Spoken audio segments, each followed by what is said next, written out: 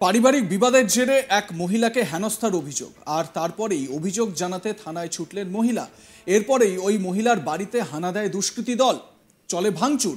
অভিযোগ প্রত্যাহার না করলে আরজিকরের মতো ঘটনা ঘটবে বলে একেবারে মেরে ফেলার হুমকি মিলল। এই ঘটনায় আরও একবার প্রশ্নের মুখে নারী নিরাপত্তা।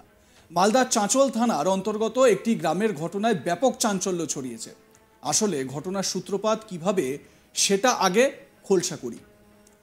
ওই মহিলা জানিয়েছেন, গত 5 তারিখ নোংরা ফেলা নিয়ে তার সঙ্গে তার জায়ের ঝামেলা হয়েছিল। তারপরেই তার জা তাকে হুমকি দেয়। 6 তারিখ রাত 8টা নাগাদ বাড়িতে একা ছিলেন ওই মহিলা। সেই সময় তার জায়ের বাবা এবং ভাই বাড়িতে ঢুকে অশ্লীল ভাষায় গালিগালাজ শুরু করে। এই ঘটনায় মহিলা প্রতিবাদ করলে তাকে ঘরে নিয়ে গিয়ে হেনস্থা করা হয় বলে অভিযোগ। সেই সময় বাড়িতে একা ছিলেন ওই মহিলা। তাকে প্রাণনাশের হুমকি দিয়ে তার দিকে তেড়ে যায় 3 জন দুষ্কৃতী। কোনোভাবে ঘরে ঢুকে দরজা বন্ধ করে প্রাণে বাঁচেন তিনি। ব্যাপক ভাঙচুর চালানো হয় বাড়িতে। ওই মহিলার আরও বিস্ফোরক অভিযোগ, দুষ্কৃতীরা তাকে বলেন তিনি যদি অভিযোগ প্রত্যাহার না করেন তবে আরজিকরে যে ঘটনা ঘটেছে তার সঙ্গে সেই ঘটনা ঘটবে। ভাবতে পাচ্ছেন এই রকম পরিস্থিতি রাজ্যে, এবং পারিবারিক একটা বিবাদ, সেই বিবাদে বলা হচ্ছে যে আরজিকরের মতো ঘটনা ঘটবে। প্রথমে আপনাদের অভিযোগকারী যে ওই মহিলা, তিনি কি বলছেন তার বক্তব্য শোনাই।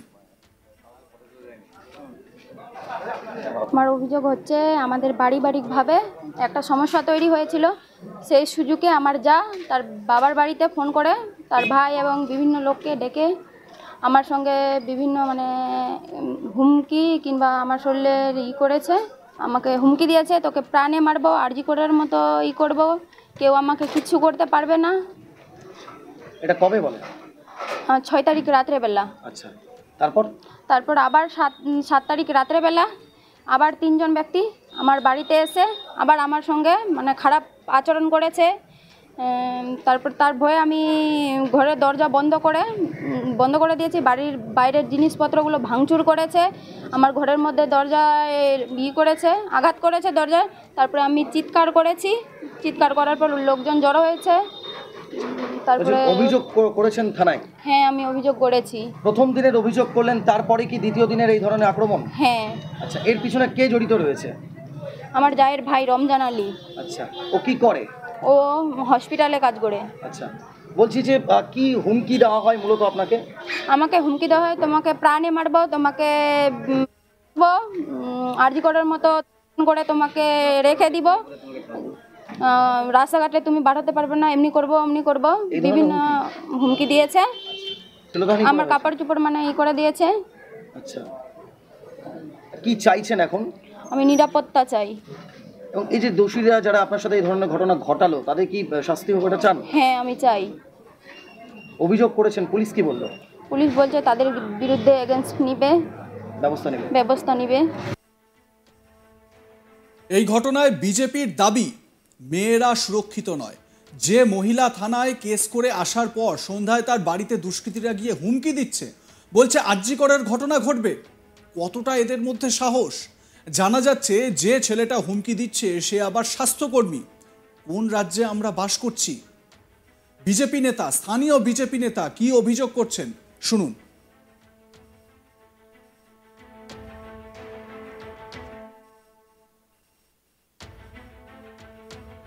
দেখুন, ঘটনাটা সারা রাজ্য জুড়েই যেরকম হারে ঘটনা ঘটে চলেছে, মেয়েরা সুরক্ষিত নয়। আমাদের পশ্চিমবঙ্গে মেয়েরা যে সুরক্ষিত নয় তার আরেকটা নিদর্শন দেখা যাচ্ছে। কারণ যে কিনা একটা মহিলা নিরুপায় হয়ে যখন থানায় কেস করতে যাচ্ছে, থানায় কেস করে আসার পর তাকে সন্ধ্যাবেলা আবার দুষ্কৃতীরা গিয়ে ওখানে গিয়ে হুমকি দিচ্ছে, তাকে বলছে কিনা কি যে আরজিকরের ঘটনা ঘটবে আবার। তার মানে কতটা এদের মধ্যে দুঃসাহস এবং ভয় ডর এদের মধ্যে কোনো রকমই কোনো কিছু দেখা যাচ্ছে না। কারণ কি, আমরা যে রাজ্যে বসবাস করছি সেখানে তো যে রাজ্য চালাচ্ছে সেই, তাই জন্যই এই স্পর্ধা তাদের মধ্যে দেখা দিচ্ছে। তাই জন্য তারা আজকে ভয় ডরহীন হয়ে চলে যাচ্ছে তাদের বাড়িতে গিয়ে, তাদেরকে ভয় দেখাচ্ছে, ভয় দেখিয়ে বলছে কেস উঠিয়ে নেওয়ার জন্য। তো এগুলো এবং জানা যাচ্ছে সে কিনা আবার স্বাস্থ্যকর্মী। যেই ছেলেটি গিয়ে ওখানে হুমকি দেয় বা কিছু দেয় সে হচ্ছে স্বাস্থ্যকর্মী। মানে কোন রাজ্যে আমরা বসবাস করছি? এর থেকে নির্লজ্জতম ঘটনা আর হচ্ছে না। কারণ সারা রাজ্য জুড়ে মানুষ প্রতিবাদে নামছে, তারপরেও এরকম ঘটনা দিনের পর দিন ঘটে চলেছে। কারণ কি? তারা কি করে? তৃণমূল করে। তৃণমূল মানেই হচ্ছে যে সমস্ত কিছু দুর্নীতির সাথে যুক্ত, এটা আবার দেখা যাচ্ছে। এবং আমি এটার জন্য আরেকটা জিনিস বলতে চাই যে যদি এটা পুলিশকে এটা তদন্ত করা উচিত। আমি চাঁচল থানার পুলিশকে বলবো যে এটা তদন্ত করুন এবং তদন্ত করে যত তাড়াতাড়ি সম্ভব এটা সুবিচার কিন্তু যেন মহিলাটা পায়, নাহলে এরপরে কিন্তু আমরা রাস্তায় নামতে আবার বাধ্য হব। কারণ উনি আরেকটা কথা বলেছেন যে আরজিকরের ঘটনা ঘটবে, দ্বিতীয় আরজিকরের ঘটনা ঘটলে একটা আরজিকরের ঘটনাতেই সারা রাজ্য জুড়ে আগুন জ্বলছে, এরপর আগুন জ্বলবে না, আগুন লাগানো হবে। এদিকে তৃণমূলের দাবি, এই ঘটনা যদি সত্যি হয়ে থাকে আর ওই মহিলা যদি থানায় অভিযোগ করে থাকেন, তাহলে আইনের মতো চলবে। তাতে সে টিএমসির যত বড় নেতাই হন না কেন, আমরা তার বিরুদ্ধেই ব্যবস্থা নেব। তৃণমূল কংগ্রেস স্পষ্টত এই ভাষায় সাফাই দিয়ে দিয়েছে। স্থানীয় তৃণমূল নেতা কি অভিযোগ করছেন বা কি বলছেন এ বিষয়ে, তার বক্তব্যটাও আপনাদের শোনাই।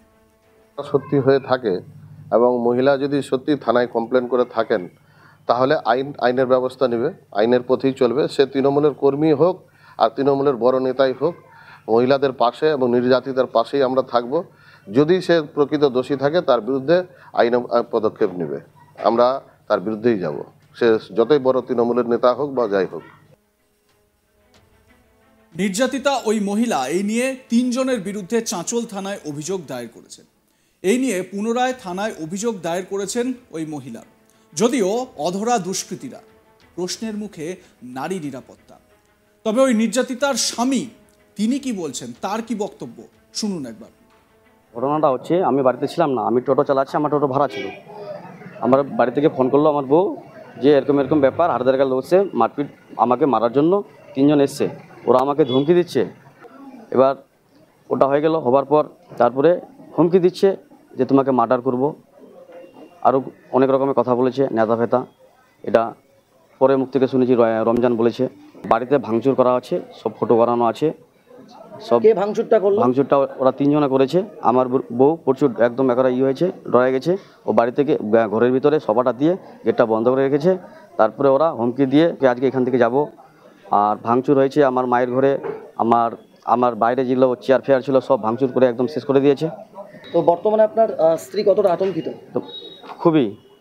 অভিযোগ করলেন থানায়? হ্যাঁ, থানায় অভিযোগ করেছি, কমপ্লেন জানাইছি। আইসি সাহেব বলেছেন যে এই যে রমজান আলী এতটা এই ধরনের ঘটনা ঘটেছে, এর পিছনে কি কোনো কেউ মদত রয়েছে? হ্যাঁ, ওদের। আপনাদের চোখ থাক শুধুমাত্র আজ তাক বাংলায়।